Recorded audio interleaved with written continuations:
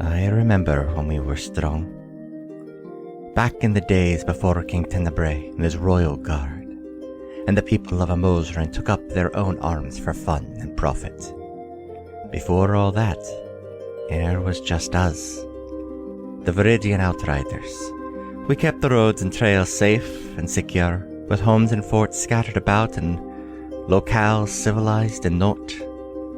Time passed, and we have been replaced. And yet, I hear the rumblings and murmurs of the roads being less safe than they had been. Monsters sniffing around in smaller towns and magic acting oddly. Who knows? Maybe we'll be needed again. Hello, and welcome back to Another Path. My name is Chase, and I remain your GM. Today, Harper returns to the Undercity outpost, Cecil and Katie return to the seat, and Aeroben meets a new friend. Thank you to our backers, Kyle, Xander, and Rin for their support. If you like what you hear, consider donating to us at patreon.com/ghostlightmedia, and maybe try checking out some of the other shows on the network. And with that, sit back, relax, and enjoy your trip down Another Path. Hey Ryan. Mick, yes. Mick Justin. You are also a fan of the Football Men. Mick, yes. That draft is coming up next week. Peek behind the curtain. Mick, draft. Mick, I can't fucking do this. This is a terrible bit. Yeah, it's a bad bit. It's a bad bit. I'm in Shakespeare land. Yeah, that draft is coming up in a week or so, and the Cowboys are just terrible, so it's just, sad and everything. But could I make a different draft joke? Yeah. As of, 30 minutes ago, Caitlin Clark got drafted number 1 overall and is going to go play for the Indiana Fever. So she's like 3 hours from us. And then the NBA said, hey, we're going to announce the U.S. Olympic roster at the same time. So fuck them. Mm-hmm. Justin, for your bearded Viking team, is there a particular collegiate footballman that you got your eyes on? Yeah, I got a lot of them. I don't want to bore the listeners with all the football talk, but yeah, I'm just hoping the Vikings get a main guy, a main character. Yeah, get the protagonist, get some proto energy. Yeah. Anybody got a bit that's funny about football? No, just in general. No. Listen, I've been making these Shakespeare histories is a game of football jokes for like 7 weeks now. Yeah, it's true. And you know what? It was funny for about 2 weeks. Mm-hmm. Was it? It was funny for about 2 weeks. I like that you know why? bit in the show. Okay. I like the bit. It's just everything else is better. Like, this bit is not bad. It just feels like everything else is just a step up. However, the two things about it that got me several things got me every single time. But Pippin, our good friend Pip, did have to convince them that this was a good idea and that Pippin knew sports and really wanted to make sports analogies. I did get a good chuckle out of that. Yes. And I was like, this is not the person who should be saying this. Right. I don't know if anybody on that stage is who should be saying that. So, Rachel I don't know. Knows enough. Rachel actually knows a lot about football. Oh, no, Rachel does know. What am I talking about? Yeah. So she actually taught Pip how to do the stance. So it's kind of funny. Good. We also... see, that's the real comedy. We had to teach Pippin how to snap a crown, how to snap a football in shotgun. So, you got to get some lift on the thing. So that was fun. It went everywhere. But then at the end of the bit, they did do a dirty bird. Hit that dirty bird falcon dance. It was pretty good. Get a crazy legs. It was nice. They didn't hit the gwitty? No, they did not hit the gwitty. They tried once. It did not gwitty. It's widowy gwitty across the stage right now. There was a gwitty attempt. It was gwitiful. Also, a body comes flying out of the stage, like out of the wing. Everyone's on stage, and a dummy just comes flying out of the wing. But, here is the best thing about that histories as a football metaphor is it does take care of the histories in like 2 minutes. Exactly. Which is the point. Yep. Like, it is not my favorite joke in that show, but good God, is it efficient. It is very efficient storytelling. It is somehow more efficient than putting all the comedies into 1 4-minute bit, which is categorically hilarious. Yeah. That show is a fever dream.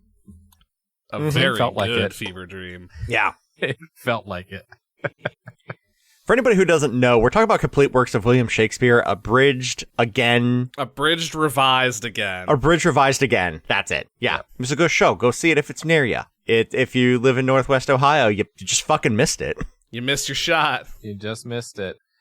We're going to Octa, though, so we'll see. Ooh. Although I can share this on Mike because it's there's just enough of a delay. I just got cast in another show. Mm-hmm. Guys, I get to be the bad guy. Ooh. Nice. I'm going to be the bad guy. Just like on this podcast. Exactly like on this podcast. Chase, segue! Ryan gets to play Billie Eilish. If one of us were the secret villain, it is Cecil. Mm-hmm. Without question. Unless it's Ignis. Mm. And I've created a monster. Cecil is Hidden Villain Ranch. What? Like Hidden Valley Ranch. Justin, I love you. That was nothing. Look, I'm trying. Man, just because you're posting up air balls, you better get them out of the way. Look, it is my job to throw out as many jokes on this podcast as possible, and most of them will miss, but then one of them will hit, and I don't know which one it's going to be. Say something about not finding a shiny in your NFL draft yet or something. That doesn't make any sense. Chase, oh god, Chase is dead. He's deceased. Let's please play the game. Yeah, right. Harper. About 2 days later, you get a message. You are actually being invited back out to the dig site. It looks like the team out there has made some strides with the donation of the mush maple leaf. Mm-hmm. It looks like they've actually been able to essentially reverse engineer what some of the building material is. Cool. And so you are invited out there.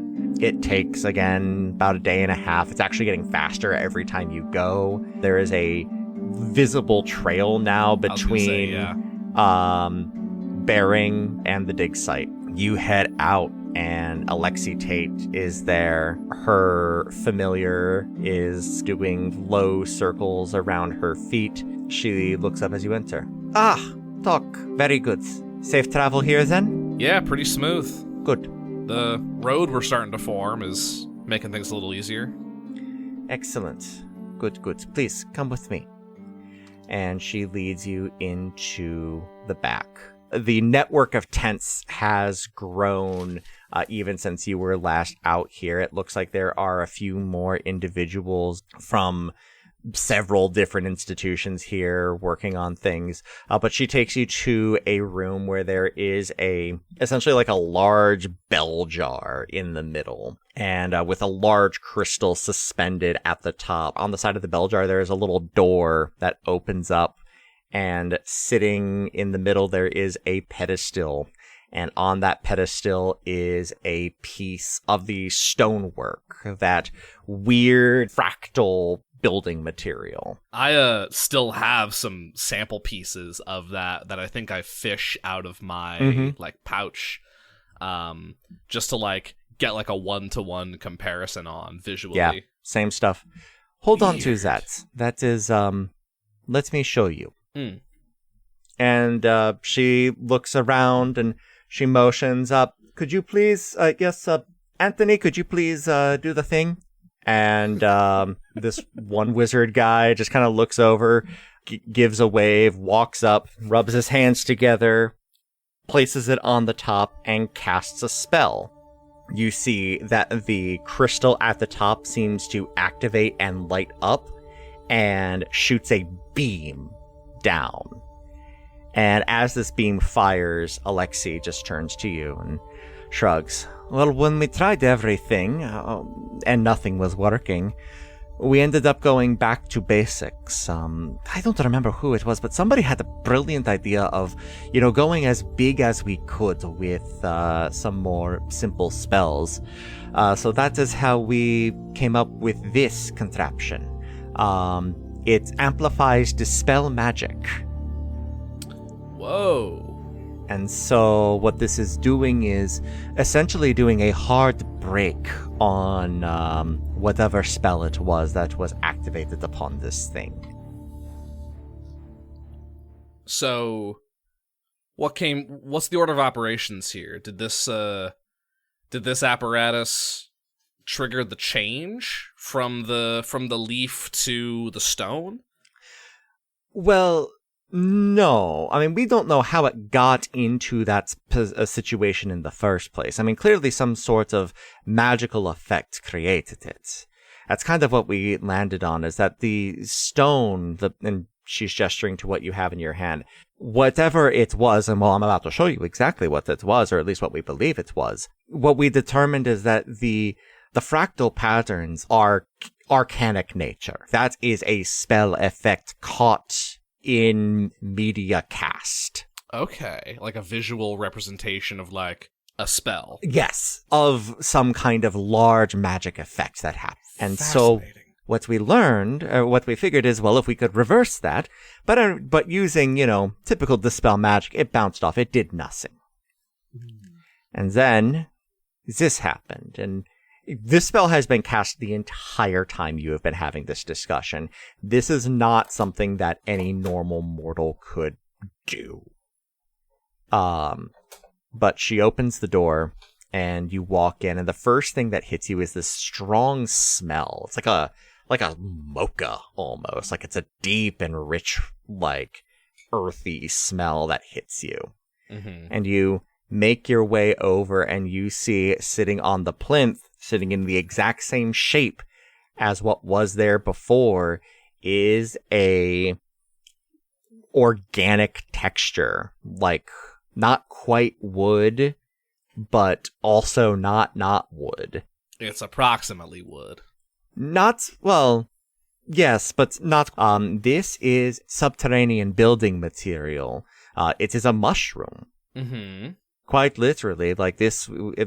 Folks who live underground, obviously they don't have access to wood, so they use other plant material to create their buildings. It looks like at one point, this was a building that was coaxed into being using this fungus. Huh. I'm just trying to wrap my head around this. Mm-hmm. Can you break this down for me in simple terms? Sure. Just table talk wise? So, I think I'm not connecting the dots. Okay, so what has been found, your reward for the mush maple leaf, is that the buildings down there were at one point essentially giant mushrooms that were coaxed to grow in a certain way. Okay. By whatever Via magic? civilization. Yeah, by a magic with probably druidcraft. To grow in a certain way to become buildings for the people who lived down there. This is a strong and sturdy material. So this quote-unquote stone is actually this like organic mushroom material? Correct. Or has it been transmuted in any way? The mushroom material became the stone. Via some kind of magic. Okay, copy. Yeah. What is the effect that the dispel magic doohickey I'm seeing is turning that how they figured that out? It is turning the dispel magic is removing that magic spell effect and turning it back into the mushroom. Got it. Cool, thank you. Absolutely. Cool. You and Alexi are standing there and just kind of admiring this, and camera pulls back out and pulls into Aeroben. Aeroben, you've got something you want to do. Yeah, What's up? So with Cecil gone and Harper at the dig site, he's been trying to keep himself occupied doing odd jobs for Luca or whoever needs him, because every time he's alone, he is replaying the battle over and over in his head, as he tends to do. And he wants to check in with the amulet. So he's going to find a quiet space and he's gonna sort of fall into that meditative state. Mm-hmm. You know, I really felt your power on the battlefield there, but you've been kind of quiet since then. Are you okay? Oh, I'm fine, Aeroben. I will admit I have been pulled in a few other directions as of late, and to that point I do have something to share with you, but in due time. You've been quiet as well. What troubles you? I'm just trying to keep my mind occupied, but I guess I wanted to thank you. I couldn't have done what I did out there, and a lot more people would have died if it weren't for you. It's true. It's very true. You saved a lot of lives, Harper. We saved a lot of lives. I sort of felt like the first time we were actually fighting together instead of you taking control, and even though it wasn't perfect, I feel like we got a taste of the full power that we can harness together, and honestly, it felt great. Good. I'm glad you feel that way. I really, really am. It's getting late now. Should be enough time. Wanna go on a walk, Aeroben? Sure. Let's go. And the amulet directs you up and out of the crypt, down the road, towards the docks, and leads you past where you met Ken all those many months ago, down to the end of one of the piers. Grab a seat, Aeroben. It might be a minute here. What's out here? Soon enough a surprise. And I think one you will genuinely enjoy. You know I'm not one for surprises. I mean, there it is. And you feel the dock shift just a little bit, and you hear footsteps coming up behind you. Sword to my hand. Who's there? Just me. You'll be the one I'm sent to meet then, huh? Maybe. Maybe not.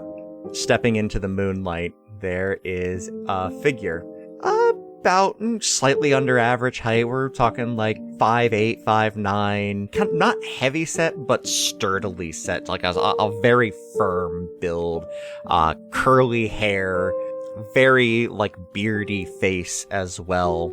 Grabs a seat next to you, and he extends his hand. Name's Fenrir.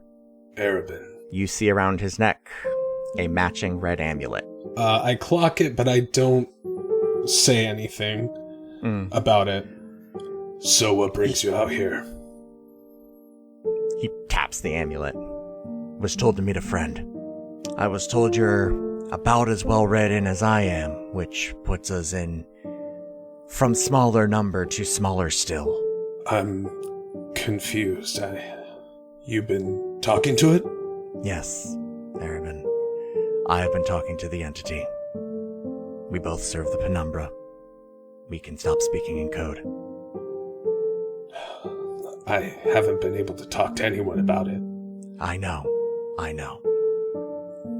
I think that's why I was led here too. Where did you come from? Oh, kind of all over. You know, I meet a lot of people that are kind of from all over. Most recently from down south, spent some time in Saitep. That's where I picked up my connection. And I guess I was initially born in Damore, if you want to go all the way back, but fucking no one knows where that is out here. But yeah. No,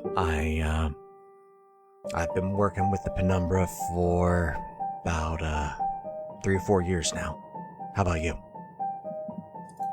Been more recent for me. I kind of stumbled into this, and I don't know a whole lot.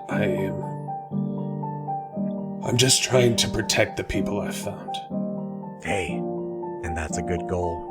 And if your goals and the Penumbra's goals line up and that works, hell yeah, brother. Well, as you know, the Penumbra can be kind of unclear. Yes, but for the first time in a very long time, we actually do have a goal. The Infernal Core. I keep hearing that. I don't know what it means. I don't know what any of this means. I don't either. I know he wants it, and I know he's given me ample power in the meantime. And if he gets it, he can give us more. So what does he want by us meeting? To help each other when the opportunity presents itself. I kinda need to lie low, generally speaking. And you look at him full on for the first time, and you clock a couple of things. First is that he's a shifter, which you don't see a lot of in this part of the world. The second is clothes are pretty shabby. It looks like he's been living on the outskirts of society. And the third is that his eyes are red. He is a vampire. Well, laying low's kind of easy around these parts. If the Penumbra needs something from me, I can help. However, I'm with the Viridian Outriders, and we've got a lot on our plate currently. Yeah, I got that impression, and again, tapping the amulet. I didn't even realize they were still around. Yeah, we're kind of making a resurgence. All right, well, if you say so, that's all well and good. Like I said, I'm lying low. I've got enough gold to tide me over for a couple of months. I got a room over at the Knotted Net. Now for blackout curtains, not a lot of places do that. And they didn't ask a whole lot of questions. And that's kind of what I stock and trade in. Like I said, I'm going to lie low here for a little while. But if you need something, if you need to talk, whatever, I'm in room 7 over there. Absolutely. And if you need anything from me, I'm sure Aeroben taps the amulet. Our friend will let me know to meet you. Oh, yeah. Absolutely. I should get back to town. I'll walk with you. And the two of you walk. You both stand up and head over, and you feel no heat coming off of him. You bid yourselves adieu for the night, and you head back in. I met someone spookier than me. What could possibly go wrong? Oh, a lot. About a day later, Cecil, you find yourself in the seat. You board your horses with the Outriders. Katie kind of gets herself prepped and primped and ready to go. It's like, okay, what's the plan? How'd you like to meet the king? Oh, the money guy? Hell yeah. Never change, Katie. We love Katie. So I follow the right channels, and with the Outriders and our connection to Sterling and all of that, and I kind of assume that the Outriders are able to get to the emissaries. Not well. Because of your recent situation, yes, you have a more direct line. In even 3 months ago, this would have been, you would have had to have messaged weeks ahead of time, if not months, in order to set up something proper. But with the current situation, you are able to finagle something that day. And you go to the castle and you are led up, and Katie is very clearly like trying to keep it cool in a way that is very obvious of like a child trying to be cool in front of an adult. Right. Just before we go in, to turn to Katie and say, Katie, whatever you decide to do with your life, I just want you to know that there's always options. But I can't wait to see what you do. You're going to be great. But remember this. Remember this moment when you're small, because one day you won't be. Okay. That'll make sense in a bit. Okay. One day meeting kings won't be strange for you. Just... Okay. Now, okay. For like that started off like a speech you give when you're about to go and do something stupid and die. And I got real scared there for a second. Cecil just smiles. I don't like when you do. Okay. Hands over the slip of paper announcing us. Mm-hmm. Let's do this. An attendant walks in. You hear a paper slide across a desk, and the door opens. You are led not to a massive throne room, but to an office. Quiet, out of the way. Yep. You see Sterling not lording over subjects, but diligently at work. And he looks up, a mixture of annoyance, confusion, and delight at an old friend walking through the door. All right, you may go. Thank you. And the attendant leaves. Cecil. And a friend. And a friend. This is, my ward. Her name's Katie. Katie kind of claps her hands together and bows, and Sterling just kind of motions up. And I don't stop her. I kind of laugh a little bit. We're not in the throne room, and you're with this individual. I think that's the nicest thing you've ever called me. Well, there's children present. She can handle it. Bad enough. She wouldn't be here if she couldn't. So, we're all fucked, apparently. You learned. All right. Well, not much for it. Sterling, I saw you weeks ago, and you couldn't tell me then? You had enough to be getting on with. Sterling, we're right there. The border's right. Did you think I was going to not find out? Look, I knew you were going to find out sooner or later, but I honestly was kind of hoping we'd be able to put it off for a bit. Negotiations have been going poorly. Clearly, Sterling... and Cecil just finally goes and sits. Sterling, what do you need? I need you to sit tight. I need you to be careful. And I need the Outriders to not get involved in any international incidents. I would love to not get involved in any international incidents, but frankly, it feels like we already are. Well, that's kind of the concern, isn't it? Because you're right. You're right there. But any preparation that I informed you of and they saw you doing would immediately translate into an escalation of aggression.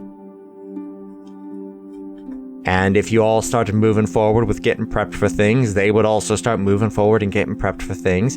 And then I'd have a whole bloody fucking war breathing down my neck. And I've been trying to not do that for the last 3 years. So we'll solve your internal problems then. You solve the emotion problem. Let me solve your other ones. That's what I'm working towards. I'm trying to get them all solved. Well, the two that I'm worried about are the Earth sign device with the undersign, and then also this underground city.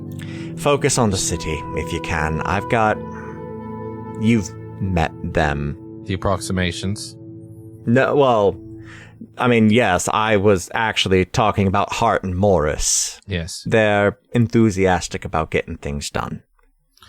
Sure are. They've well served the cause out there. Progress has certainly been made. It is not as quick as anyone would like to see, I'm sure, but it is progress. But every time we uncover a new idea or a new stone or something that gives us an answer, it just leads to 4 more questions. Isn't that the way of things, though? It sure is. It never changes. The Earth sign device is still out there, though. And did the I assume your emissaries filled you in? They did. What do you know about Saunter O' Wind? What's the actual story? Harper. So after the demonstration, did you linger at the dig site, or did you head back to the crypt? I probably would have yeah, just had a small continued conversation with Alexi, just kind of comparing notes and getting everything kind of copied over so I can report it back to the Outriders. Sure. I would probably head back. I'd maybe, like, depending on what time I got there, either, like, you know, camp there for the night and then head back in the morning. On one of my evening trips, just a small thing I want to do. I know I did a lot of letter writing as Mordecai, so I'm not trying for that to be this. Sure. But, like, I want to write a letter to my mom and being like, hey, I heard about your, you know, illness. I hope you're well. I'll try to come visit soon. Just that kind of thing. Cool. Like, just to actually write my mom a letter. Sure. I love you. Like, Absolutely. Yeah, you get that letter written. How does Harper, like, I know Harper is not a letter writer. What is her method of getting that letter sent? Because there's not, like, a post office. Is it just sending it with merchants? It's probably that. Okay. It's probably that. Like, I weirdly remember from when we had Lehman on the show of just, like, finding a person who's traveling that way and paying them a few extra bucks to make a stop at this shop and deliver this letter. For sure. And that is easy enough to do. You know, it's going to take a couple of weeks, if not months, for it to get home, but it'll get there eventually. Yep, just wanted to put that out there. Sure. All right. And then I probably, once I get back, I have some work I want to do. I might actually enlist Dieter's help. I was going to say, yeah, you're sharing a workshop. Or wait, is Dieter at the dig site? No, Dieter is at your, spends a bit of time between the two, but is currently at your workshop. Okay. One day I call Dieter into the workshop. Yeah. Hey, Dieter. Harper, what's going on? Not much. You know, we were out on a trip, and you know, it's been a few months. How do you feel? I feel like it's been a minute since we've touched base. How you settling in? Good. You know, Keeping busy? I'll be honest, it's not what I was expecting, but I do get to sleep regularly, and I do like that. And there's not music playing all the time, which, you might not know this, is better. I had a feeling, yeah. I wanted to sort of enlist your help on something if you're looking for a project, if you got the spare time. Sure. What's going on? Friend of mine who, Meredith with the Outriders. Yeah. I don't know how much you've crossed paths, but she dinged her leg pretty fiercely. Yeah, I saw that. I wanted to start working on some sort of, I don't know, I don't think it's fully mechanical, but just some sort of like assistance to like either like a brace of some kind to help ease the pain, or just like help her out with the mobility a little bit. And yeah, that's not really something that I have too much experience with. Like, I have a couple theories that I'm cooking on, but I figured it'd be something we can chat about. I haven't done much with like putting people in the robotics, but I mean that's something that I could do. Yeah, we could do that. If you've got a couple ideas, draft something up. You know, we can go over it and get some prototypes built up over the next next week or so. Yeah, do you happen to have any of her like old armor or something that might still fit? I'm sure I could find some. Yeah, if you want to just like rustle a little bit of that up, we can start working on that. Yeah. Yeah. Just imagining Meredith with a robotic cat leg. She walks around, her foot is a fishbowl. Oh, God. We gave Meredith treads. We cut off her leg and replaced it with treads. There's a bad squelching noise with every step. The tank becomes a tank. In the other meantime, the project that I'm cooking in the background, Chase, is I'm working on a cannon for Ignis. Okay. Now, I understand this is not something I can get done in a day kind of thing. No. But I've alluded to it a little bit, and I figured I'd say it out loud directly into the mic. So here's directly into the mic that Chase edits. Yeah. So I think this is going to work like your breastplate situation, where you will have a number you are trying to hit. This is going to be a big number. Silly Harper. Torkoal doesn't evolve into Blastoise. Shut up. Not yet. No, I'm just making Torkoal's Mega Evolution. There it is. There we go. This is going to be a 75. That's totally legit. Okay. Now, what are you thinking? Would the cannon come out from the side, or would it come out of his mouth, or... I'm thinking it comes out like it's forward-facing, above the head coming out of the shell, truly making him look like a fucking real-world tank. Yeah. Sort of like when you had the Boo Blaster mounted on? Yeah, but it wouldn't be like... But I don't think it's... Yeah, a little bit lower. This can't full-on turn and pivot like it's not on a turret. Ignis has to physically turn to do it. And it's something that can kind of, like the rest of his like functions, kind of telescope in and out. So it can, fully recede in if I need it to, because it might break. I'm intending it for it to be a magical cannon, like it's not going to shoot physical projectiles, but sort of working off of sort of the magic that is built into Ignis of being able to fire off magical projectiles. And we'll talk about the mechanics later, but once I'm in spitting distance. Yeah. And I don't even think I'm making a roll on it now. Sure. I just narratively am starting the work. Yeah. Especially if you have any desire to finish working on Meredith's gear. That's my priority right now. And I will say, because you are enlisting Dieter, who specifically worked in like kind of experimental, large-scale stuff, you don't even have to roll. Like the two of you, like while Cecil is gone, are just able to do this. And that is what you do. Jumping over to Aeroben. I just want to, like, talk to the entity. Sure.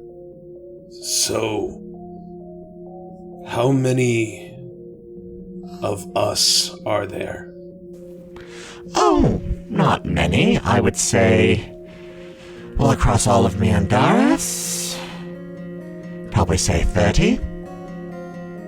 Fenrir seemed like his involvement was a little more voluntary. Is that the case? Yes, he was actually one of the first that found his way to us. Am I going to meet more of these people, or was that a special circumstance?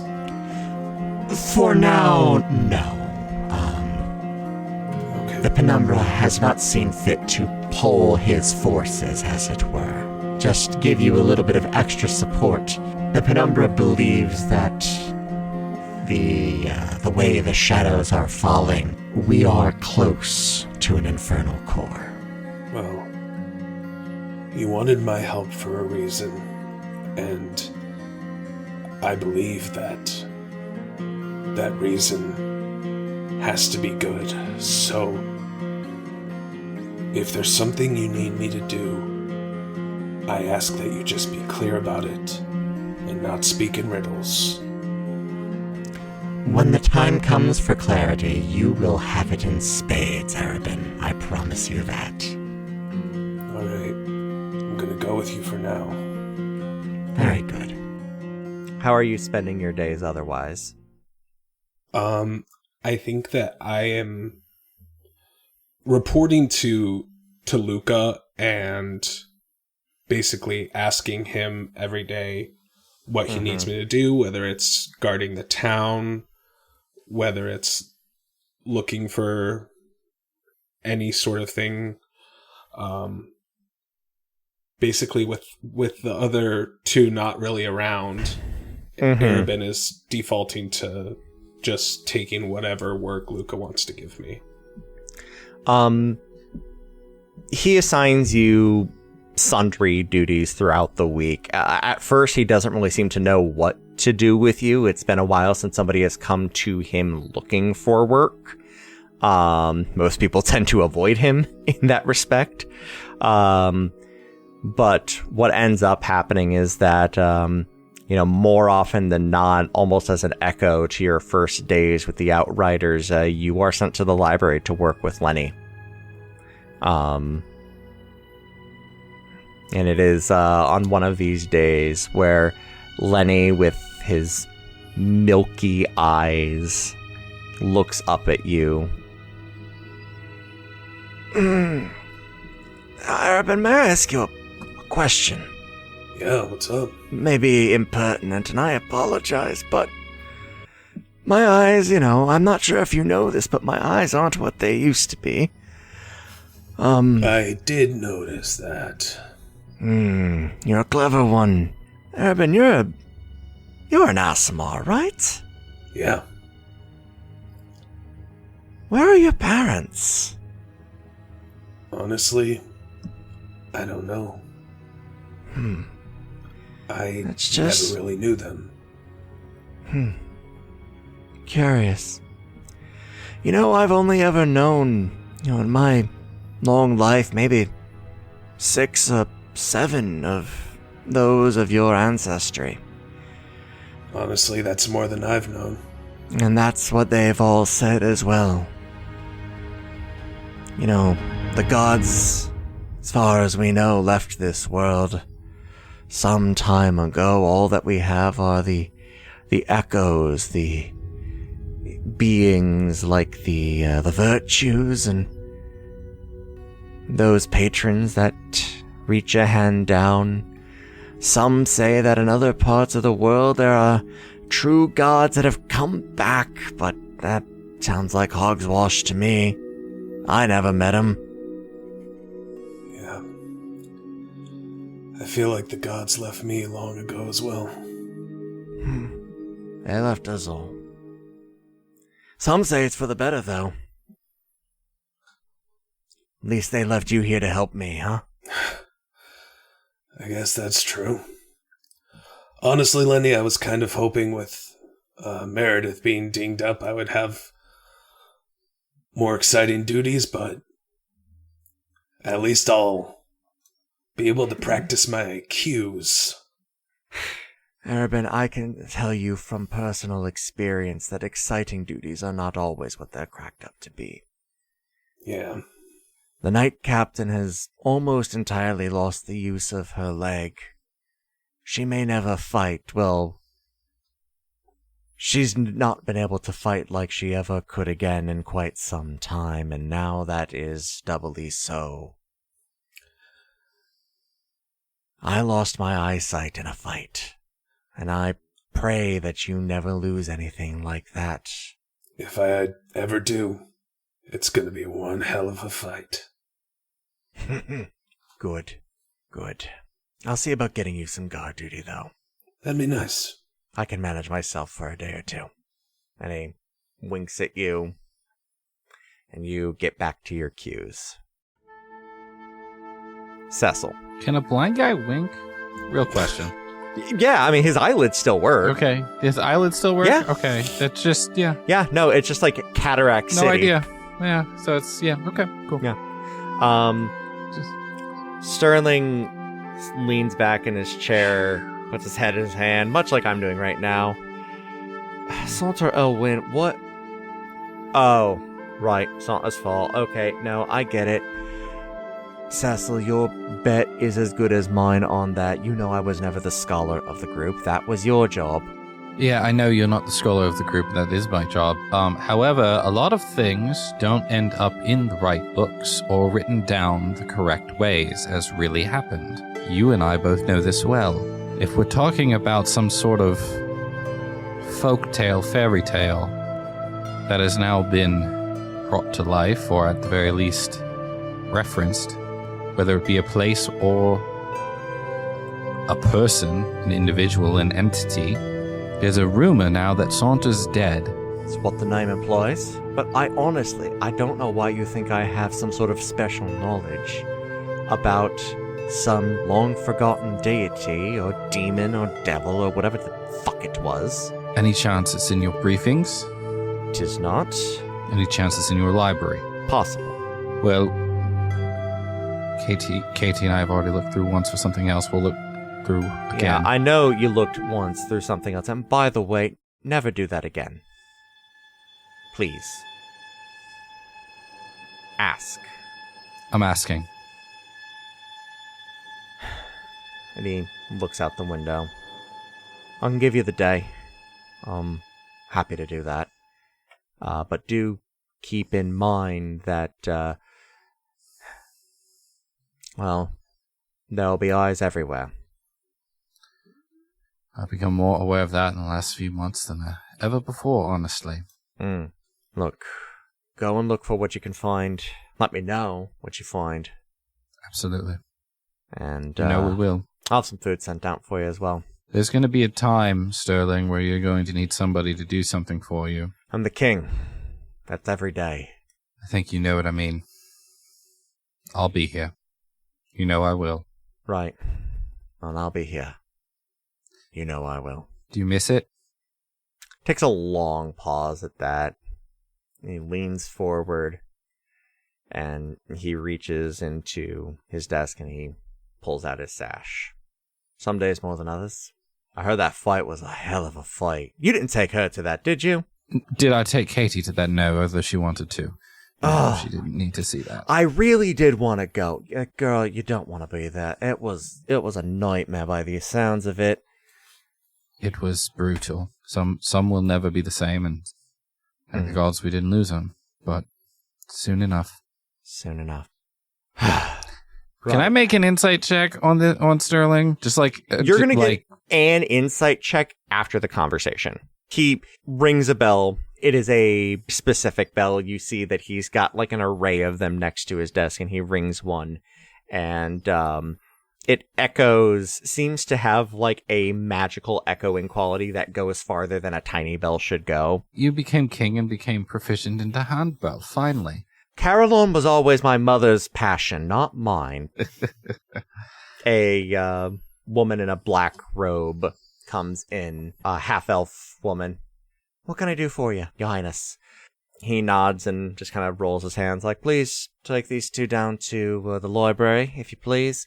Get them set up nice and comfy, get them lunch and whatever. They have till sundown to be in there. Am I abundantly clear? She is kind of taken aback, looks at the two of you, clearly clocks the sash, and nods. All right, come along then. I'm Bethany. I'll be taking care of you today. She just kind of leads you down familiar staircases and leads you back into the library and gets you set up. As you are walking, you may make that insight check. I will say, like, on the way out, we make sure that we both bow and do the whole... Absolutely. No, now there's somebody else there. Mm-hmm. Insight. 19. Okay. He was definitely holding something back. Mm-hmm. You're not exactly sure where it was or what it was. You don't know if it had to do with the undersigned. You don't know if it had to do with Saunter. You don't know if it had to do with both of it or everything.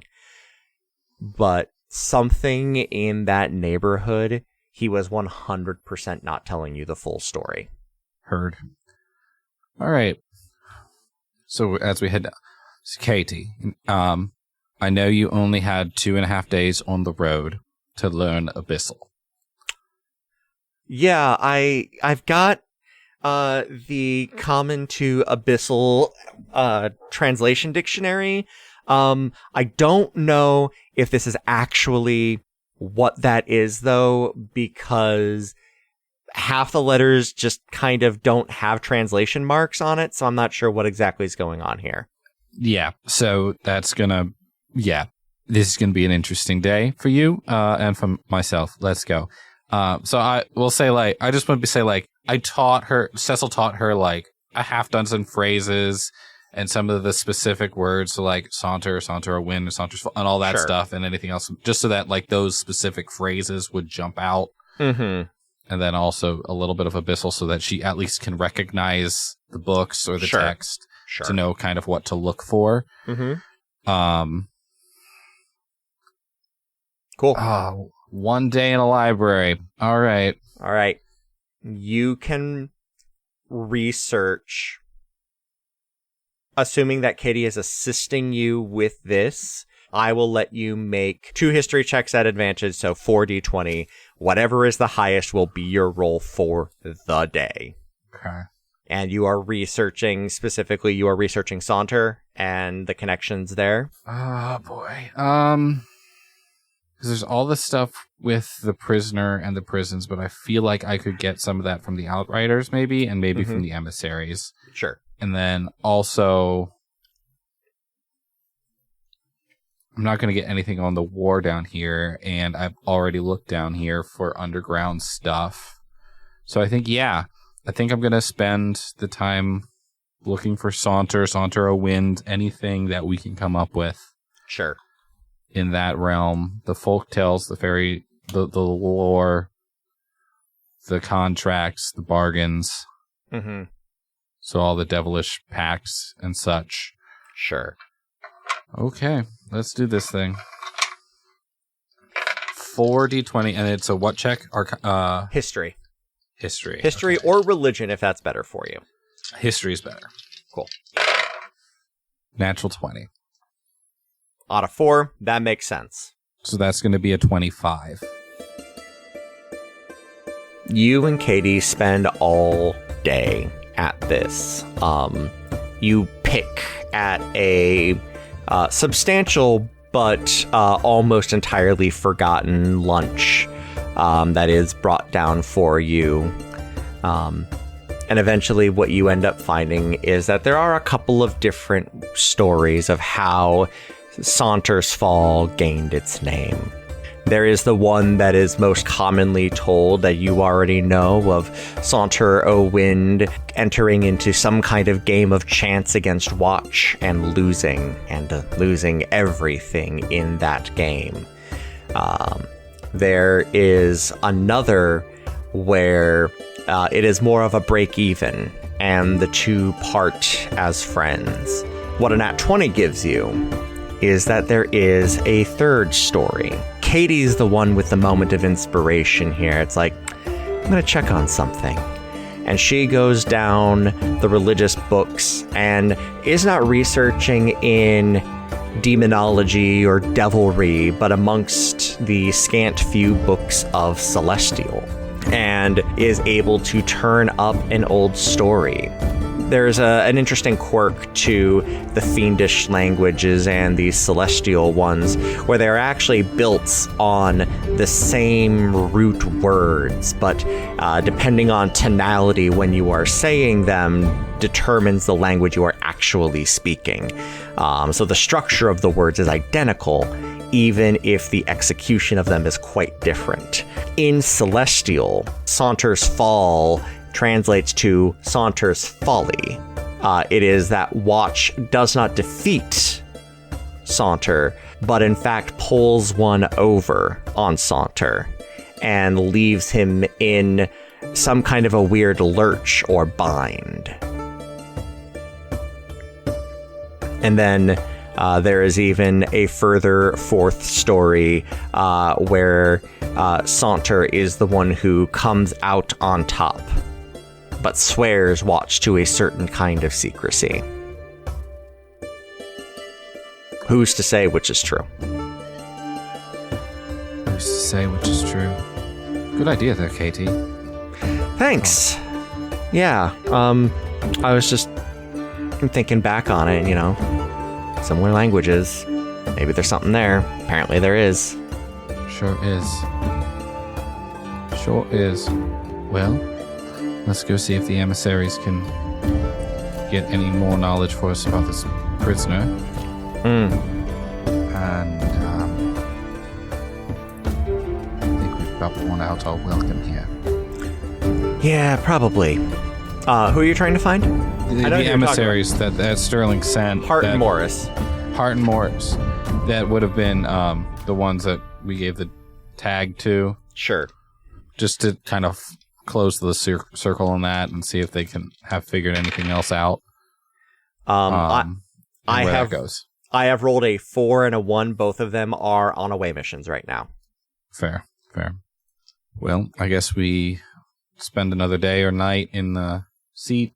Mm-hmm. You are given accommodations at the outpost, and you head back to We go and check the quest board. What video games spin-off do we embark on? All Trade is looking for some additional help again. It looks like the Callaghan Magicatronic has gone crazy and is starting to throw barrels down scaffolding of the booter scooter, and he really needs somebody to get up there and take him out. Good. Ooh. Booter. Meow. Meow. Hey, look. Meow. Do, do, do, do, do, do, do. You see, you say boo, but that's pretty fucking good for Off the Dome. Yeah, fair enough. So we go do that, and then we head home. Absolutely. There's a new organization that's recruiting mercenaries called Heckfallers. But they've already tried it once, so it is the sequel. Yeah. My name is Sterling Taggart, and this is my favorite theme park in the Citadel. I love it. What so a good. deep cut. Just for reference, because I haven't actually said it, but Cecil had Katie call and check in every night. Good. Cecil didn't do it. No. Cool. That would require use of the shell phone.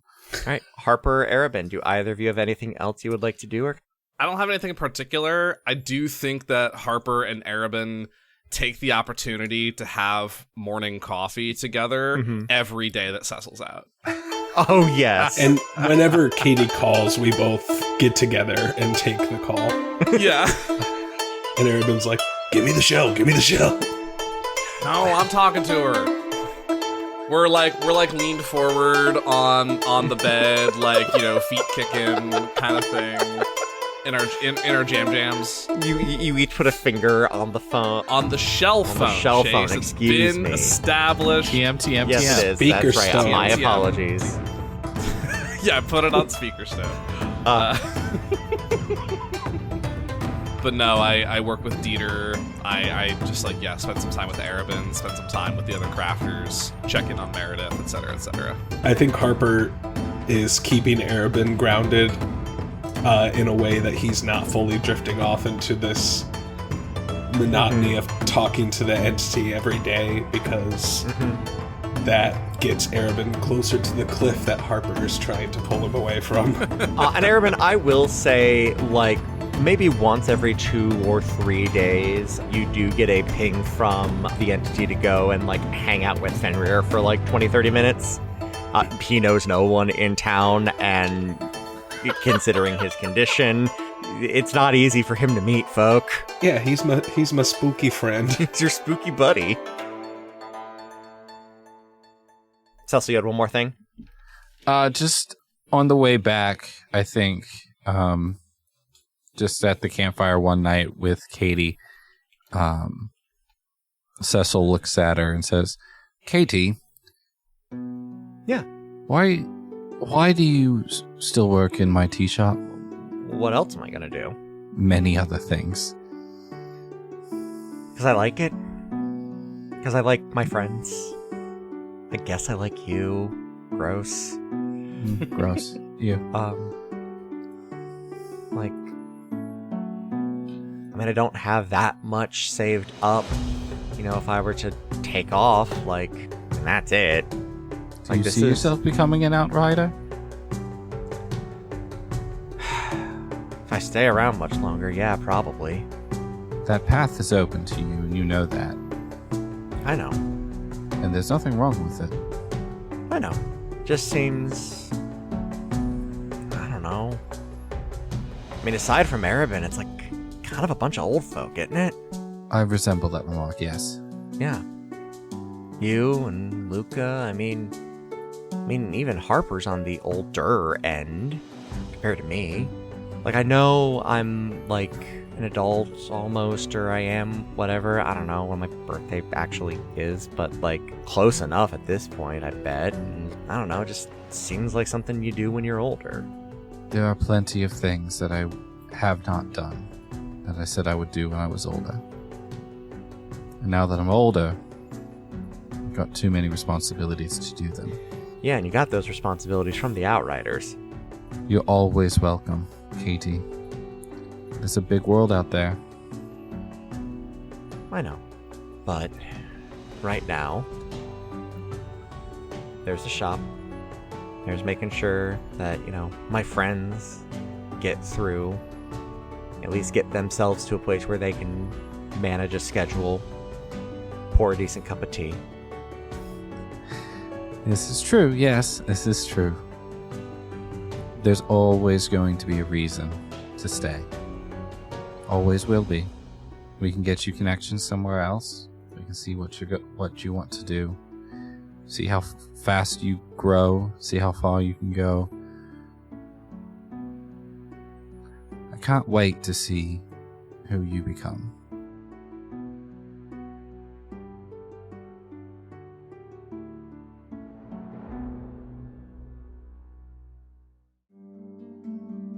Thank you for joining us here on Another Path. You can find our website and merch store at anotherpathpodcast.com, on Twitter at anotherpathpod, and our network at ghostlightmedia.net. You can support our efforts by donating at patreon.com/ghostlightmedia, or by giving us a rating and review over on Apple Podcasts or whatever podcatcher will let you. You can find me on Twitter at TQLoudly, Griffin at GriffCold, and Ryan at RyanRoll20. You can find Justin on TikTok at JustJustinMichael, and myself at TQLoudly. We'll be back in 2 weeks with a new episode, and until then, remember, when in doubt, cross-reference. This has been a Ghostlight Media production.